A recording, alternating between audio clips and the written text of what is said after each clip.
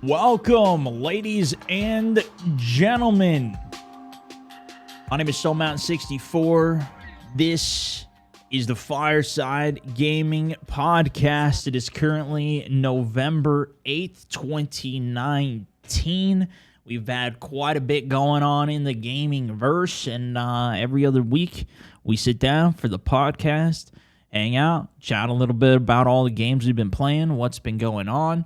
It's always a fun recap. There's always a bunch of stuff going on, which is exciting, but even more so in November.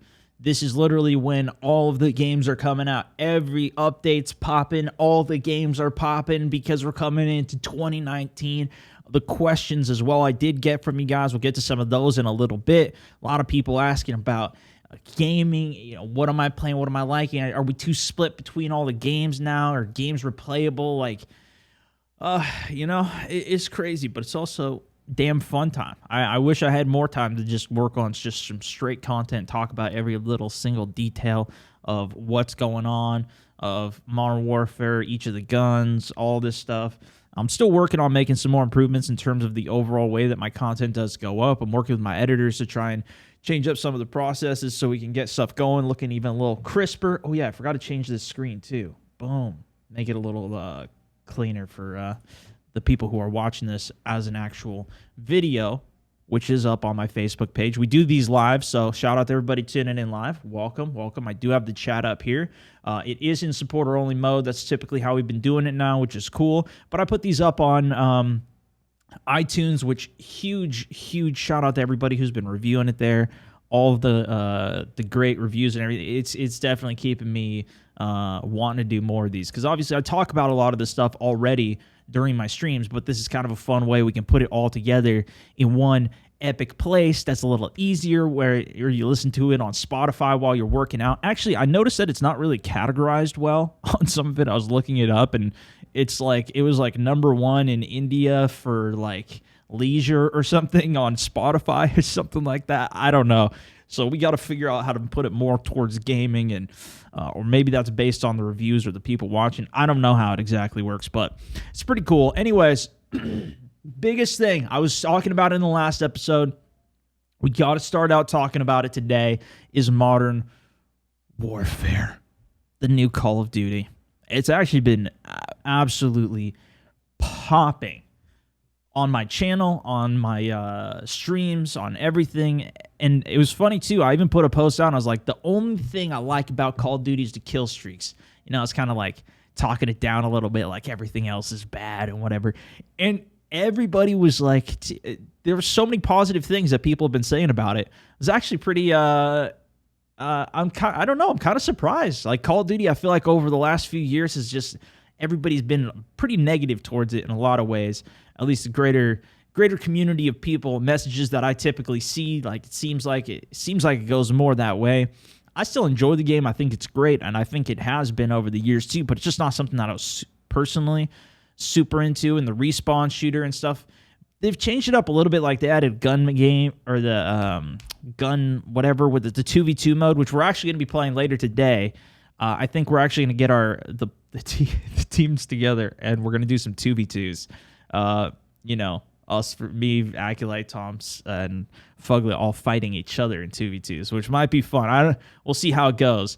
But they also just came out with new maps and new modes today, which is super sick. Looking forward to new maps, Jason. Yeah, exactly. We're going to play. They added a new ground war map, which we're going to be playing later today. And to me, like, that's the biggest difference of this whole entire game is ground war. Like, it feels way more like Battlefield, really. And that was something I was even saying when the game was first coming out. I was like, Call of Duty is going to be more similar to Battlefield, and granted, not so much in like the domination, some of the standard ways that it's played, but in the sense of ground war, for sure, it is mind blowing. Like I watched a clip of it, and it was some viral clip of somebody who parachuted out of a helicopter onto a rooftop and started assassinating 10 people who were sniping down.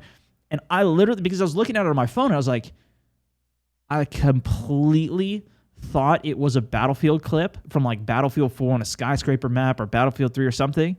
And then it was literally like, It was an only in Battlefield moment in Call of Duty.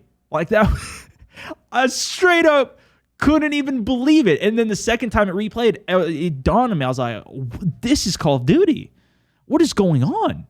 And it was just, it was a funny realization for me. But honestly, I've been really, really enjoying the game. I ended up playing it a week straight. I was going to go back, play some Apex and some Battle Royales, or switch it up a little bit, but I kind of just got hooked on it that first week. So all of my streams wore that game. And it was fun. We played a lot of, and it was just like, I do really like the kill streaks. To me, I don't know, I'm surprised more games haven't started to implement that. You kind of seen that actually with like Battlefield implementing that in a way with their squad leader point streaks, or not point streaks, but you spend your points, but that's only for the squad leader. And it's only like, it's something you call in once a game, and it doesn't really matter how good you're doing. Your squad can be doing good. It really just depends. Yeah, and never really been a fan of COD, but I'm loving Ground War. True. And I've seen a lot of people, too, who are just really big fans of Call of Duty, only play in, like, the regular Call of Duty modes. They don't like the new ones. So, I think it can really go either way on it in terms of you like it, you don't like it. And at the end of the day, that seems to be like a lot of people do like it.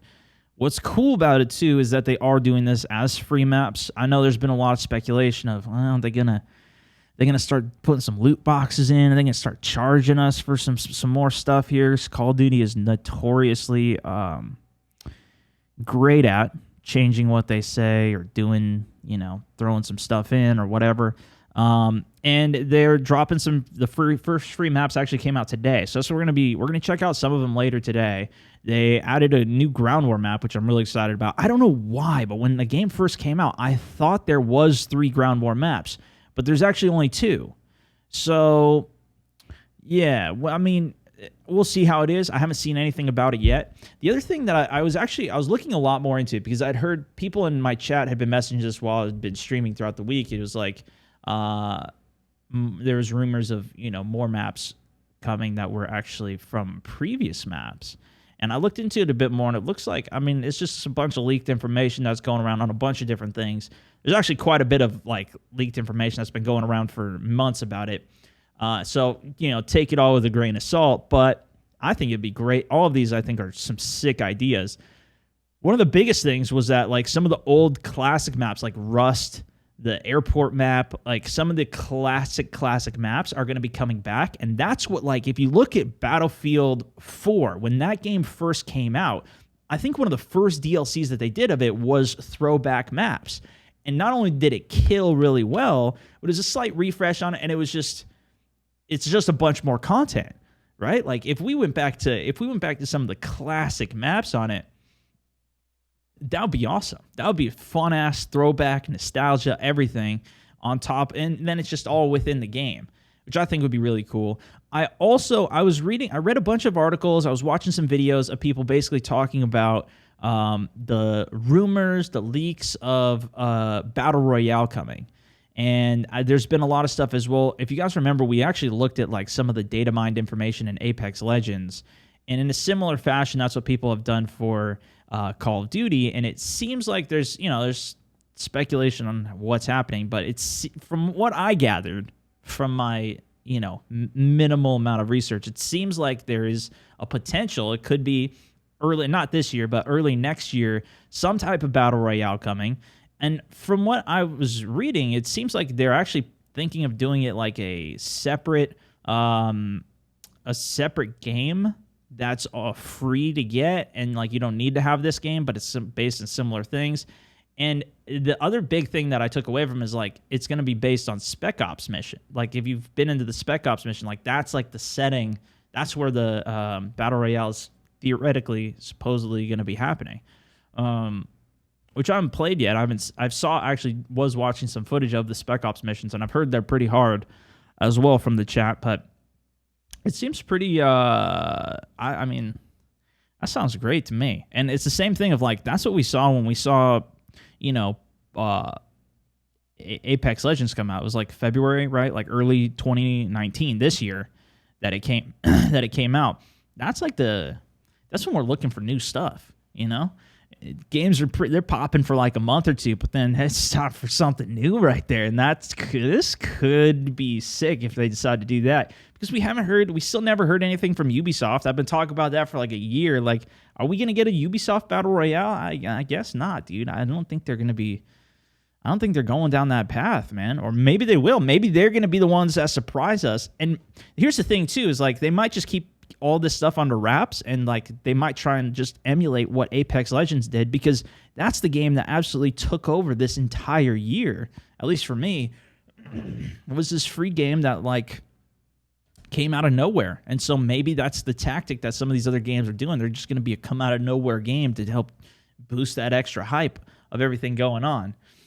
For Honor Battle Royale, do they have that, Dylan? Is that actually a thing? I don't know, but actually we were talking about playing For Honor yesterday. That was a great game. That came out, I think that was early 2018. If I remember correctly, that came out earlier in the year, because I went to an event for the beta, and it was in February or March that I went to the event. It might have been 2017. Either way, that's, you know, if that's like when stealth games, I feel like they come out like something below the radar pops up, and that's what I end up playing all year. Actually, it's like this is like the hype time, but the game seems to die out by the time that you know, something else comes around, unless it's Fortnite, I guess, right?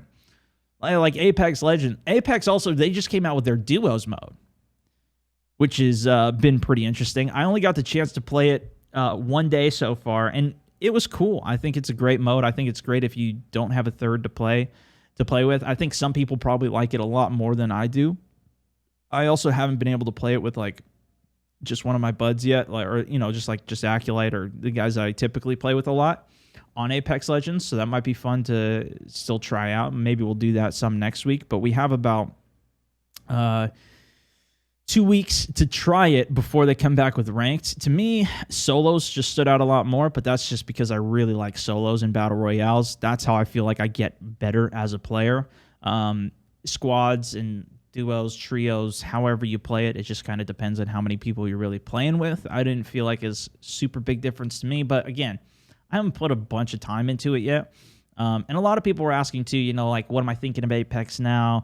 Do I hate the game now? It's just like, I've just been busy with other games, so I just haven't been playing it all that much as of like the last week or two. But it's still a great game, still something I'm going to continue to play. It's just, you know, there's just so many other things. Like even we played Battlefield yesterday, and that update came out like last week, but I didn't play it until yesterday. So that's something too that in 2020, like I'm going to try and really just stay on top of whatever is the latest thing. I'm going to try and hit it. But even still, dude, there's just so many things going on. It's hard to do it and put the time into it that I even want to. That I want to play it. Like even Modern Warfare alone has so many different modes that if I want to do decent in it, I got to put some time into it, learn what guns, unlock some of the guns, get the attachments for the guns, everything. So, yeah, but I mean, it's fun though. It's great to have so many different things. But Battlefield was cool. If you didn't see it, they came out with the Pacific update, which you know, Japan was introduced into the game. And so is the U.S. versus Japan on some island maps. I think one of them was like set in Hawaii. I'm not 100% sure where it was. It was just some island maps, and it's just beautiful design. And there's like an attacking side and defending side. I forget what the mode was called. You know, it was similar to the Grand Operations or whatever, but it was really just on one map with a whole bunch of different sectors. I can't remember it, but so epic.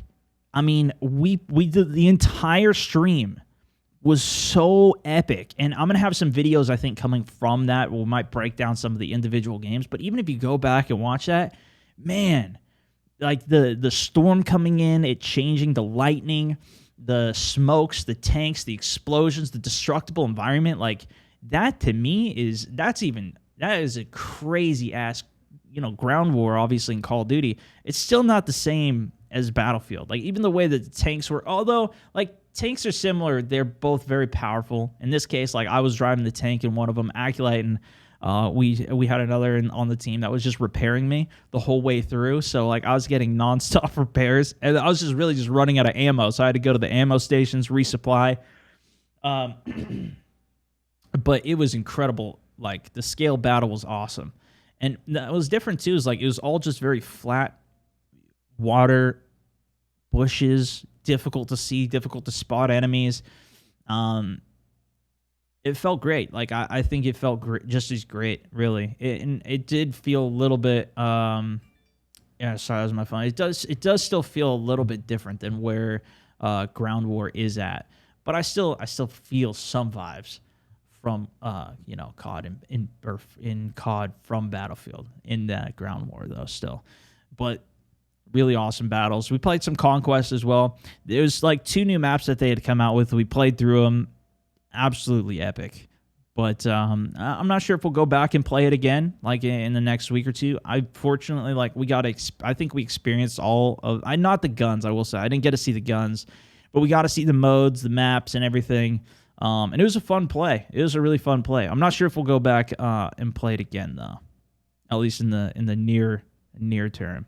Jason asked Spellbreak. I played the beta, and it's pretty fun, but it felt lacking. Yeah, we played Spellbreak. I don't know if I've ever talked about it on the podcast, actually. That's another Battle Royale game that's a little bit more... I was really excited for it because it was kind of like, it brought me a lot of vibes of like World of Warcraft into a Battle Royale because you had like spells and all these different things going on with it. But the problem for me was like some people were so good that was the only people you queued in with because there wasn't that many people actually playing it. I think it did cost money, and I think it was in beta when we were playing it, but we got 1 win on it, and I was happy with that. And I kind of stopped. But the concept, everything that's there is really, really, really cool. So actually it goes into one of the questions. Let's go into some of the questions that I had here. Shelby H asked, what's your opinion on the replayability? On replayability in general with games. Games that don't have a multiplayer online aspect seem to have lost that allure. Do you think it's because the industry is becoming oversaturated with everyone trying to do the next big thing? You've talked about the value we get from games, but does that value seem to be dwindling? I think this is really, really dependent on the person. I think with like streaming and a lot of that and like the content, especially that I do, like I switch games from time to time, but sometimes I'll stay on a game for much longer. Like we played Apex almost the entire year. It's been like 8 months or something like that of playing that game. And in terms of like, offline games, like story games, I just haven't played a lot of those. To me, like, and this is where everybody's different because there's some people that just play Skyrim all the time still, or whatever it might be. But I really like the challenge of playing against other people. That to me is like, that's what makes it so fun. Like when I got that clip of me pulling off the kill streak in Call of Duty that I put on Instagram of me getting 6 kills on the rooftop of these people sniping, I know that I just buzzkilled. I just stopped their kill streak of 6 people that are out there trying, and they're trying to own, they're trying to do good, and I just dropped a bomb on all their heads and took them all out. And now they got to start over again. And it's fun. That to me, that's way more fun. And I like the challenge of that and trying to get better at it. So yeah, that's where like single players and playing through stories, but it's also to me like just another personal thing. Is like I don't really watch movies twice, which is weird though, because something like if it's been long enough, I will watch again because I would just want to know how it ends because I forget whatever reason. I just forget how it ends, which is so weird. But yeah, and then so I'll watch it back or I want to play something back, but not so much with stories. But a lot of people do. A lot of people will play the COD campaign or they'll go through the challenges and stuff. I will say, though, that, like, I think there is a big aspect of that. Like, everybody's trying to do the next big thing, and there's so many games now that it's like you can just play through the story of one game and then go to another incredible game that, like, you don't have to just... You don't only have, like, 1 or 2 games that you really like, and you just keep playing through the campaign of whatever that is. But then there's games like... and I think this is one of the questions that somebody else had asked. Yeah, let's see. Richie B asked, what are your thoughts on the game longevity and gameplay? It seems these days playing a game for longer than 3 weeks doesn't exist anymore. Why do you think the reason that is, and what do you think needs to change in design to keep people drawn in? That's just like, all of the games, they've got like a gameplay loop, and that's what it's like, figuring out what that loop is. Like Call of Duty, it's trying to get kill streaks, at least for me. And then in Battle Royales, it's trying to get that win against everybody else. So some people that appeals to more, but longevity is like, for Call of Duty in particular, that's the biggest thing that comes to my mind about longevity, is like everybody wants to. There's a new Call of Duty literally every single year for what has it been, like 10 years or something? I mean, it's been a long ass time of so many new Call of Duties. That's just expected. The longevity of that is a maximum 1 year compared to, he says as well, I just think about the 10 years I played WoW for, and now back on WoW Classic, I don't see many games that are playable in such a way. That's such a unique one too, and I'm the same way, man. I'm back playing WoW Classic right now. I played it for, I don't know, probably like 5 years or something. That was a game that had way more longevity, but that was one that was super well updated and taken care of, which is what we're seeing more so of a game like Rainbow Six Siege now. That game's been playing for like 4 or 5 years, I think.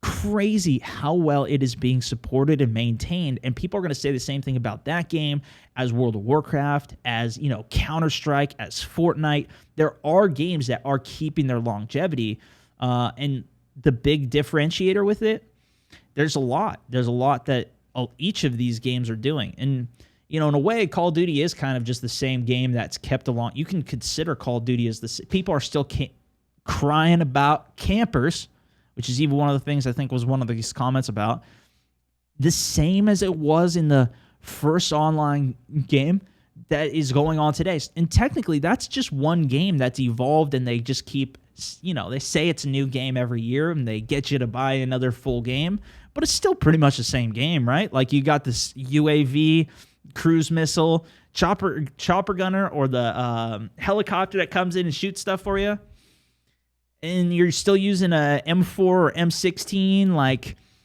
it's pretty much the same thing. Like, you know what I mean? So I would consider that the same as like World of Warcraft. Keeps it as the same name, but it's still very, it's kind of the same game. So I don't know. And like new games coming into the space, is Death Stranding going to be like the new next big thing? Who knows? Like there can definitely be new ones that come into the space, but yeah, there is a lot. I think it's just there's so many games that you can keep switching between now that it is like, it does seem like it more, and it's also, you might be popping around on a bunch of different games, but there are people that just stick with like the few games that they stick with. Like if you're sticking with WoW, there's people that are sticking with a whole bunch of other stuff, and they build the expertise with it, Very Chaos. What's the next big thing in VR? Do you think it's getting to a level where it is successfully supporting games like Modern Warfare or Battlefield? No, I don't think so, honestly. I don't think it's at the point where Modern Warfare or Battlefield will come out for something like that. Like, here's the thing. I've played a little bit of virtual reality, and I like it. I think it's great, but some of the movements and stuff, like if you look at the movement of that or even Apex Legends, it requires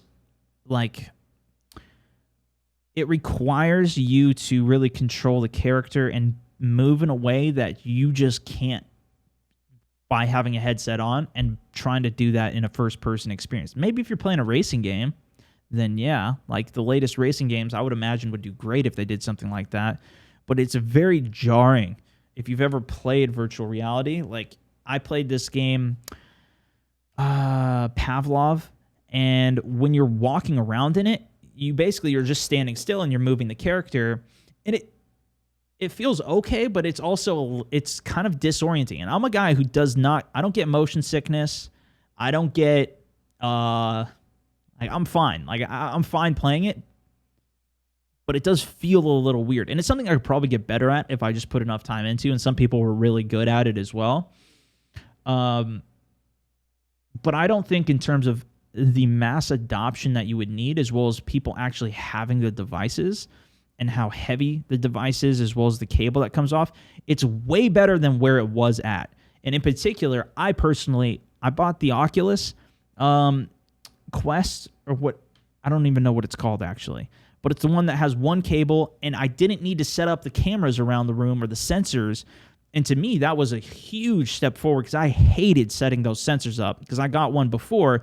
I'm not a fan of the sensors unless you can like mount it into your ceiling or whatever and keep it in a consistent place. Like, I don't want to try and move it around and trying to get it to work.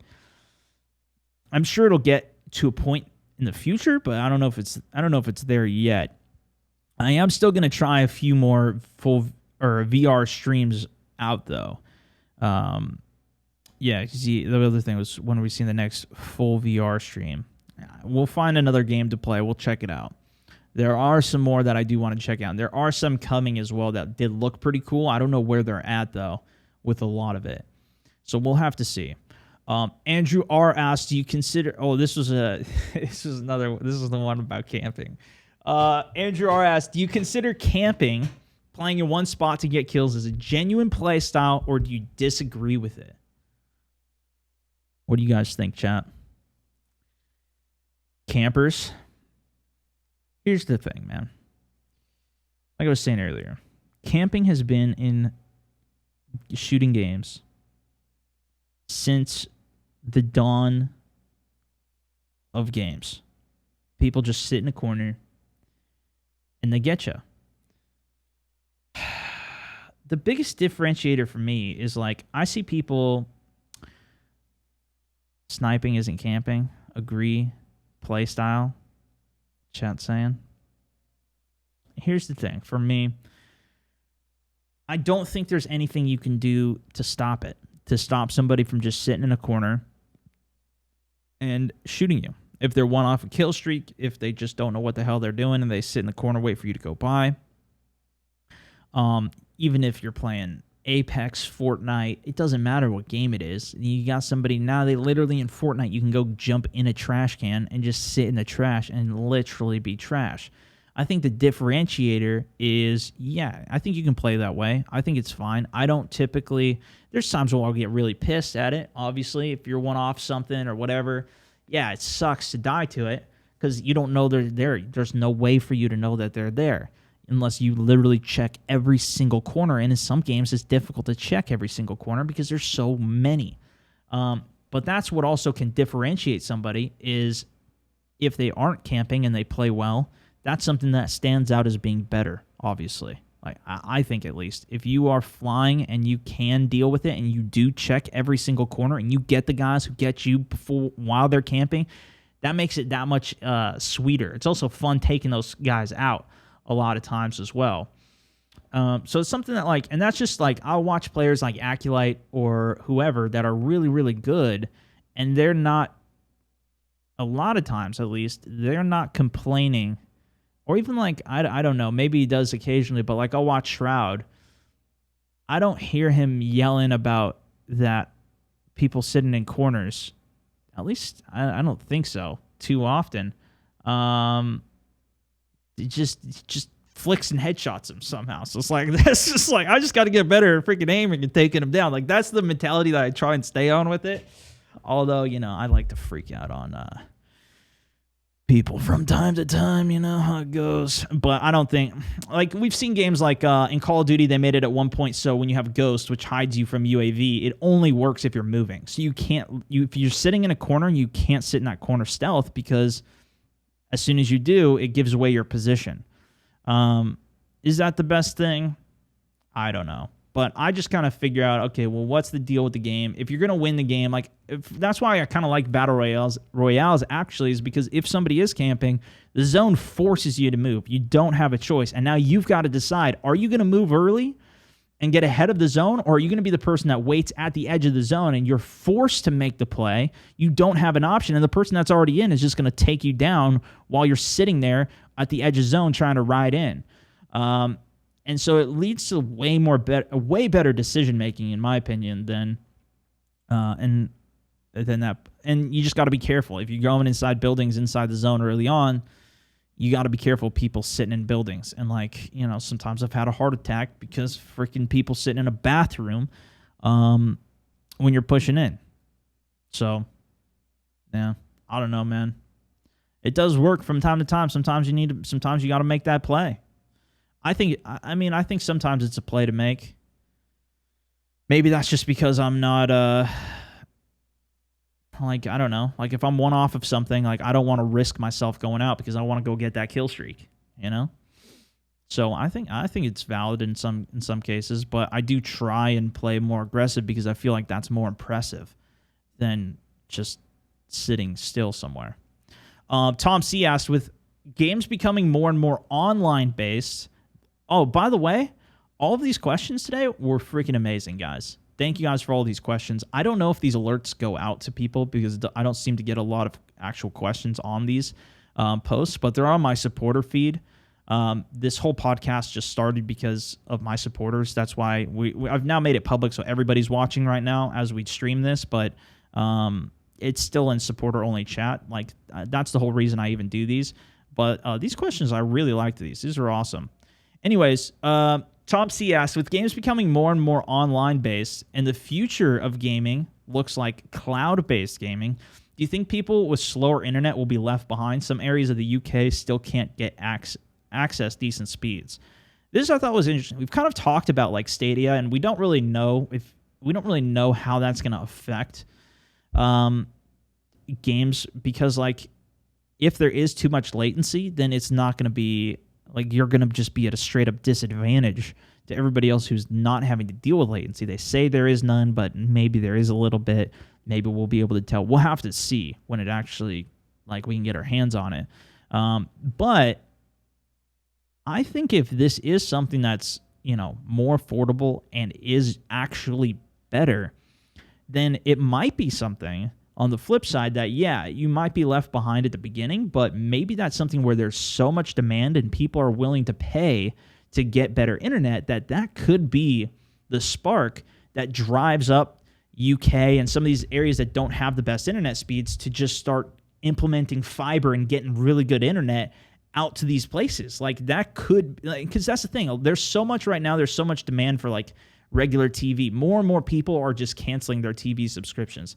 I haven't had TV subscription for literally years, since I don't know, a long ass time. I have not had it, and I just use internet services. And I think as more and more shift towards that, and if it is a base of like online gaming as well, and everything is just cloud, and you need the internet speed, then and more and more people cancel their regular subscriptions, and now the TV/internet providers are like, well, our only way to make money is to provide internet, and we got to get better internet speeds, and like that could be a driving force that actually steps up the internet.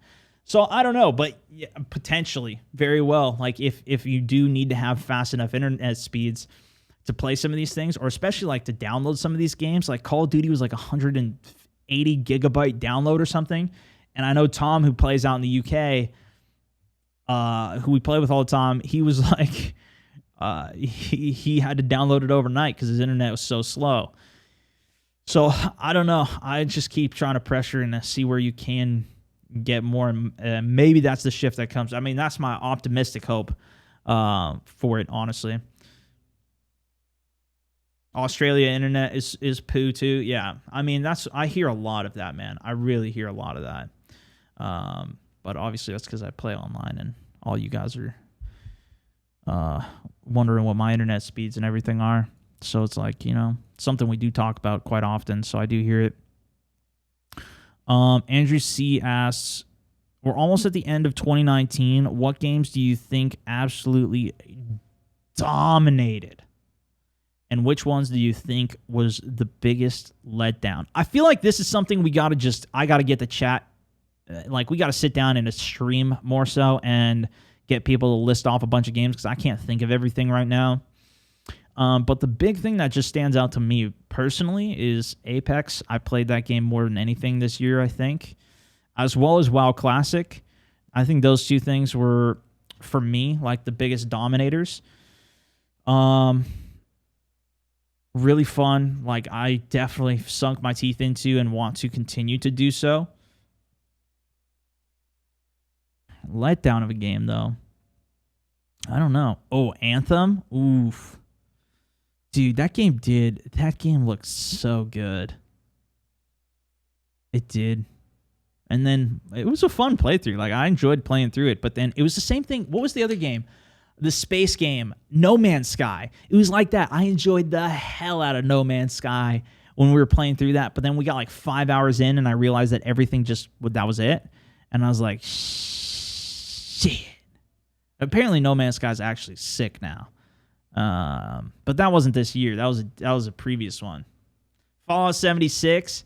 You know, that I actually really enjoyed Fallout. That's another one too, actually. I really enjoyed, but I enjoyed the Battle Royale more than anything. And that was it was so busted, though.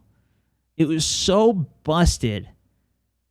I didn't enjoy it for what the game was, but I enjoyed a lot of the concepts of what they had, but it was just so clunky, like nothing really, at least on PC, it was a really rough one. Yeah, that was a really rough one. What else really dominated this year, though? That I mean, that was the one that really dominated for me. That's what I played the most. As well as, Call of Duty's been pretty good. Battlefield came out last year. Wasn't really anything new with that. But that wasn't even a game. I wasn't even expecting Apex. Nobody was expecting Apex this year. I know a lot of people... Wasn't God of War this year, too? Or maybe that was last one. Red Dead Redemption 2. That was cool. I didn't put as much time into that. Division 2, I wasn't as...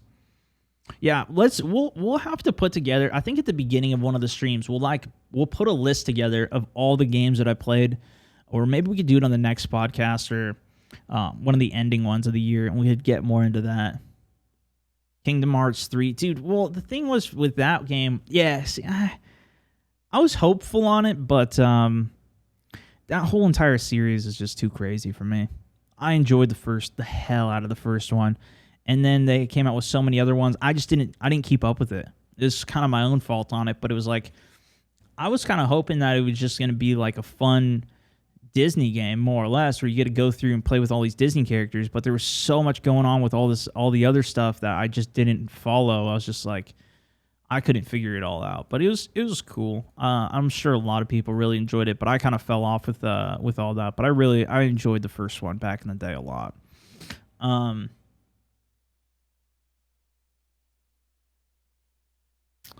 I feel like Apex has dominated since it came out. Also, there was no hype at all for it. Insane. Yeah, that's what was the craziest thing about it for me. It just kind of came out of nowhere. Dominated by far. I mean, at least for our community, for sure. I gotta say. But, like, I think the other one that really dominated, I guess, still is Fortnite. Look at what happened this year. They did the World Cup with Fortnite. That was... I swear it sounds wrong, but was it $100 million in prize pool that they did?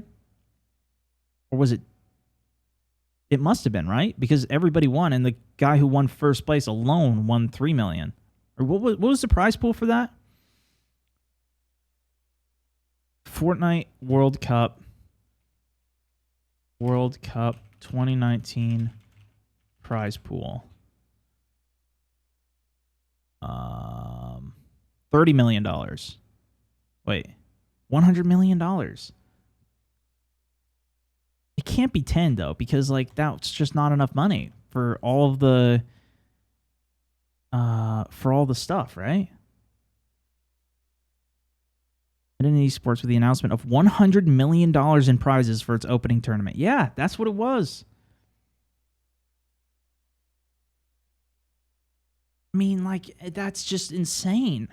So many people are playing this game, and so many people, like, literally they had 100 people playing. Every single one of them won at least $50,000 in this tournament. And they did it for solos and duos, and they did a creative World Cup too. Like, to me, I don't see how you get any more dominant than that. How do you top that? That's pretty damn dominant to me. $100 million in prime. I wanted to say it off the top, but I was like, that's got to be wrong. It's not though. It's like, holy crap, that's a lot. Yeah. And the kid that won was 16. Yeah, I know, it was fun. But I mean, a bunch of them. I mean, I think all the top 5 won like over $1 million. So it's all life-changing money. Let alone all the sponsorships and whatever leads to after that, right? But yeah, that's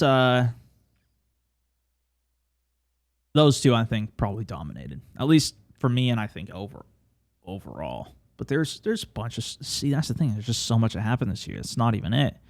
Dylan M asks, with each Apex update for console, it seems to be getting more settings to make it like Apex on PC.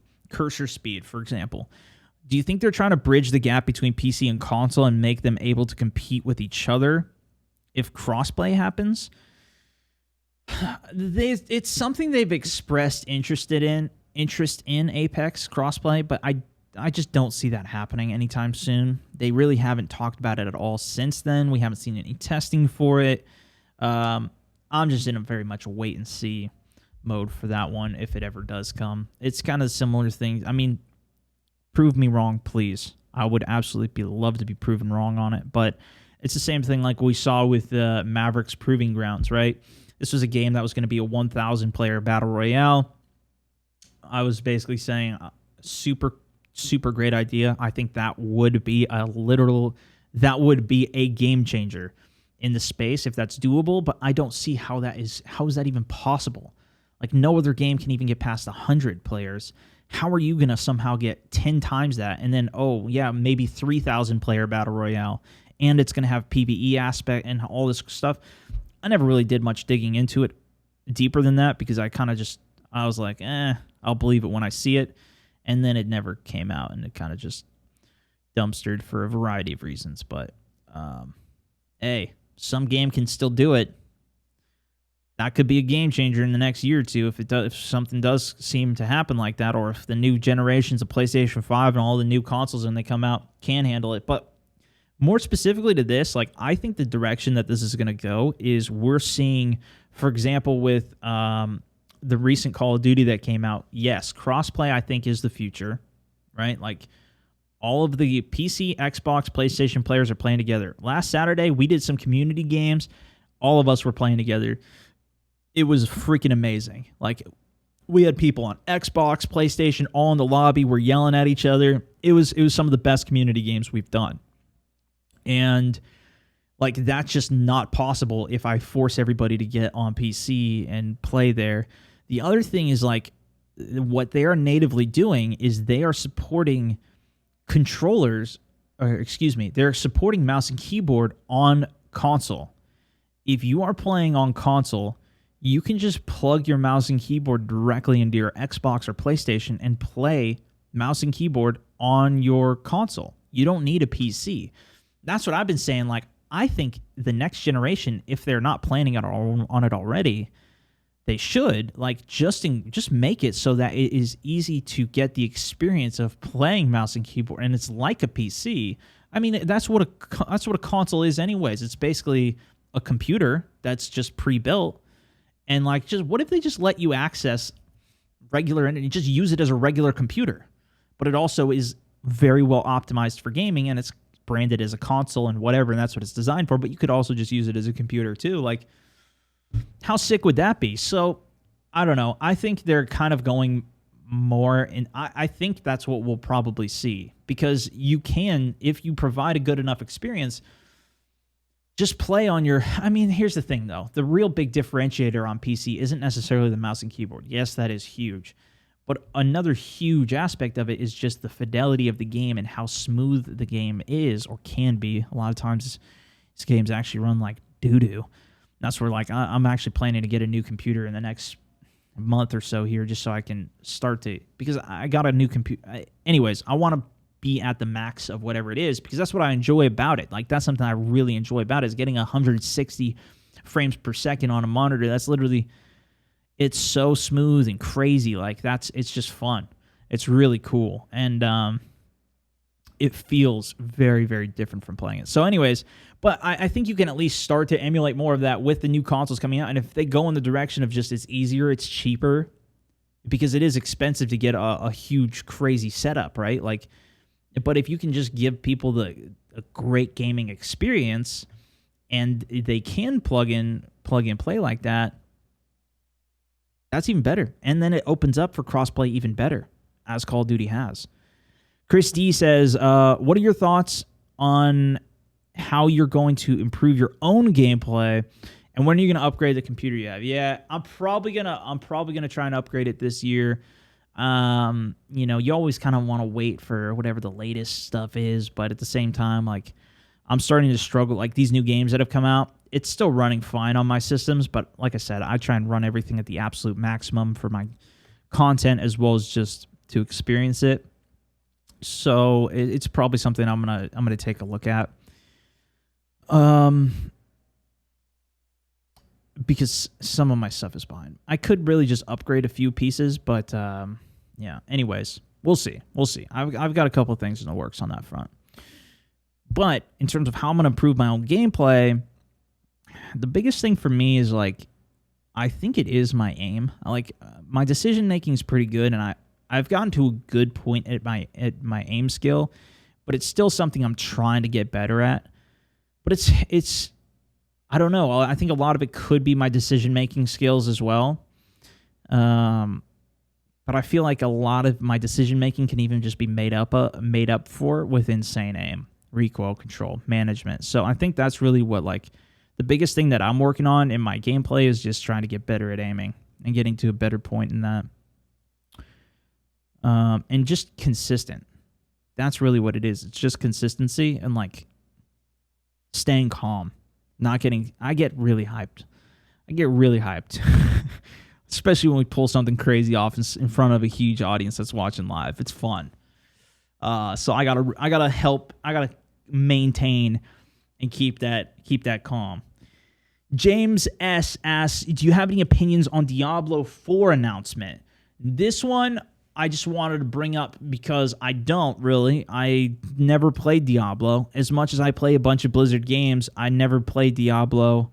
And I don't know, like, could I just start playing Diablo 4? Does that make sense? Like, would I need to play the first ones? I never played them. I've seen Diablo 3. Like, when that game came out, I watched some people playing it.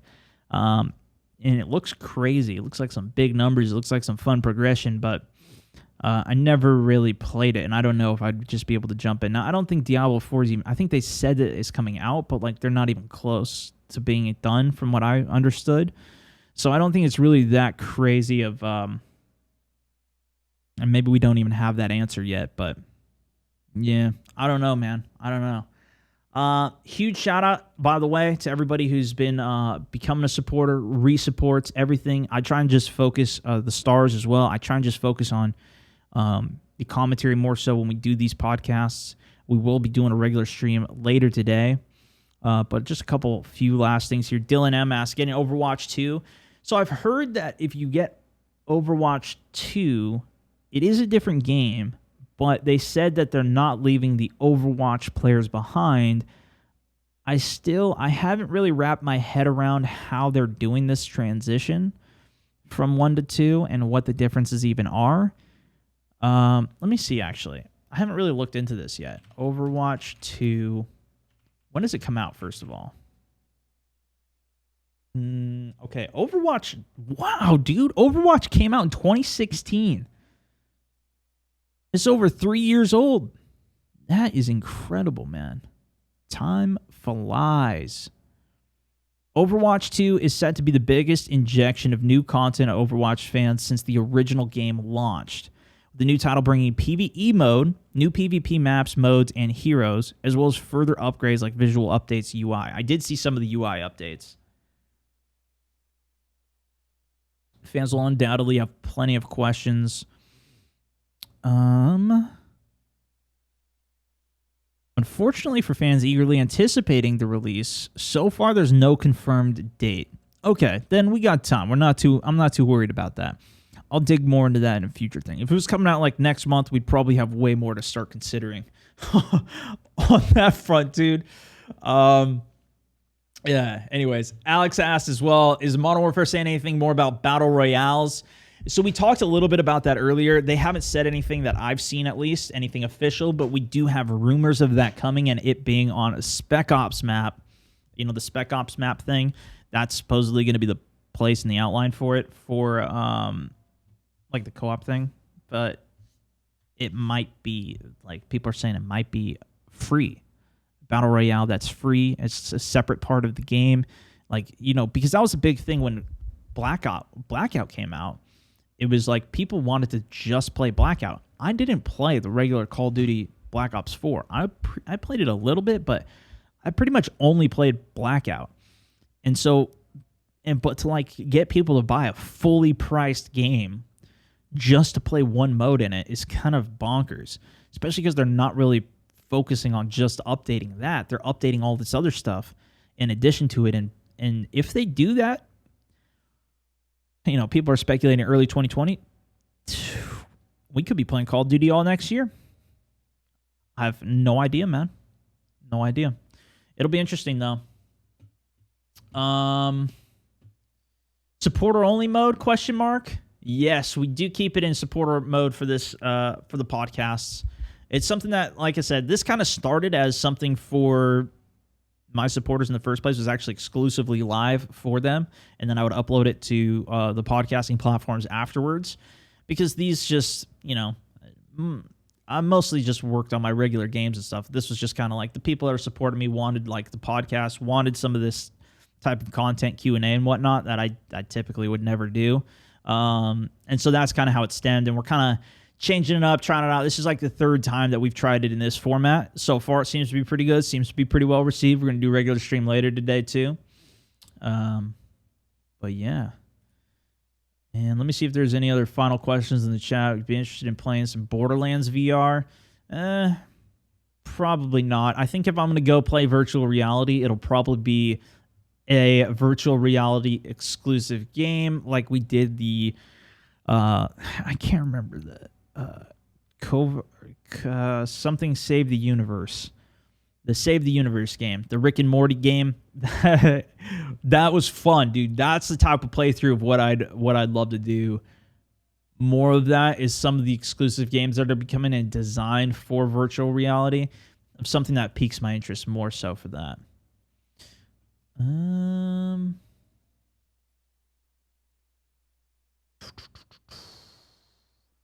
Courage moving to YouTube. Yeah, that was a huge thing as well. Courage is he's a massive Twitch streamer, YouTuber, caster, creator, you know, the whole 9 yards, but he was streaming on Twitch and he moved all of his streams over to YouTube now, which is a crazy ass play. I'm very excited for that too. I mean, YouTube is like the most searched platform. It's a very powerful platform. Obviously, I upload a massive amount of content there as well, and it's a great place. Most people have been moving away from their streaming. A big thing is, like, it often hurts the algorithm of you streaming there and doing videos there. A lot of people will actually do, like, take their streams down off of YouTube and then just post the videos and leave those up rather than the actual stream was lives or VODs. Pretty cool, man. Pretty exciting. I mean, YouTube, when YouTube first came out with streaming, that was one of the things, like, I was streaming there. It was funny. I can't remember. I was looking back at us, though, and I was like, I'm going to try and make YouTube streaming and gaming a thing, man. I'm going to try and do this and do content on it. And I was doing it, and it was doing pretty good. But they ultimately kind of killed it off. And then a bunch of people left, you know, like Nick A30, some of the really big top streamers on YouTube left. Stat, who we've played with quite a bit, 5Tat. That's how you spell his name. One Shot Girl left for Twitch. A lot of people left for Twitch there, but there's still a lot of people that stream there as well. I know Vicstar still streams there. I think Noah J even switched back to Twitch and stuff like that. But it's cool. It's cool. Maybe they're going to be making a big push back into streaming again. We'll see. With all the competition that's been going on with Mixer and everything lately, you know, we talked about Shroud and Ninja moving over there. That was pretty crazy. It's some fun times, man. It's some fun times. When you build your new computer, you're going to try and give away your old one for supporters. I don't know. I mean, like a lot of these components, I'm having issues with it in the first place. A lot of things are fine, though. Like my graphics card is fine. So maybe we'd do like a giveaway for that. We could do something like that maybe. But anyways, guys, we're going to wrap it up there. Best community, Mountaineers OP indeed, Dylan. Indeed, brother. Appreciate you guys all listening in, tuning in with me for the podcast this evening. Oh, man, we're almost at an hour. Dude, time absolutely flies, I got to say. But I appreciate you guys all tuning in, listening, reviewing the podcast as well. It is up on Spotify, on iTunes, on everywhere, as well as, of course, we're now putting them out publicly on Facebook as well, which is super, super cool. That was something I was like, I wanted it to be on my page and have a playlist. I do have a playlist for these as well. So if you want to find it there too. But yeah, I really hope you guys enjoy listening to these. It's kind of, a lot of stuff we do talk about on the stream if you're watching every day, but I know a lot of people can't, and it's a fun way to kind of catch up on what's been going on, what's been going down with my content and everything. So yeah, I'll see you guys in the stream in a little bit. We're going to be gaming, hitting up some Call of Dudes. We got the boys. We're going to be doing some twos tournaments and playing the new map as well. So that should be really exciting. We'll probably talk about that in the next episode as well. Thanks for listening. Thanks for watching. SwagMountain 64. Over and out.